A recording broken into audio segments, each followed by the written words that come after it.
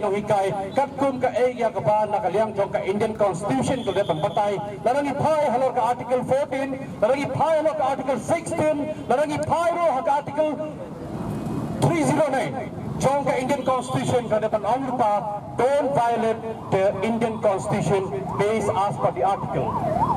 Hambay kay pero khol ka bang iya ka nakaliang jong ka sarkar chala Meghalaya ka ya jani galimpi dakanan am yafi kinohikai batu shongno batu sangeno hambay kay ka bang inhaban po kisingkili eiga kay ka cabinet approval ne ka government approval hato kay ka cabinet approval ne ka government approval ne ka banta banang ipi kinohikai ban shongno balay laban shongno haba kinohikai kimday tangi contractual kay renewal teachers appointment Kini renewal teachers appointment ya kapal manla kasnam manla upunain haban renew by namar balay bahana renew nabagi don ki sanction post kalong kay basngaw si kalong kay basngaw dia ladangi phai hapreng japin kinihikai ban siong no ba pide tang kimraw raya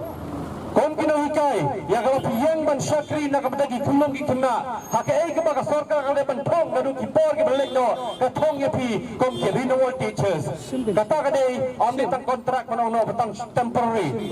namar balai ha bani ro kising thong kinohikai kadon ka irregular appointment kadon ka temporary appointment kadon ro ka renewal appointment but ye pi la thong kom kita ki renewal appointment teachers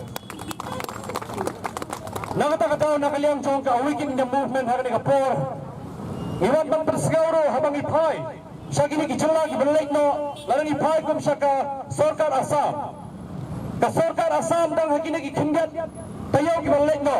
kalayeng nakabaong namau chief minister jong ka sarkar Assam mulong ban regularize no yaki teachers eido gini temporary irregular lani ki renewal teachers anan happen regularize no ki kum kita ki government employees regularization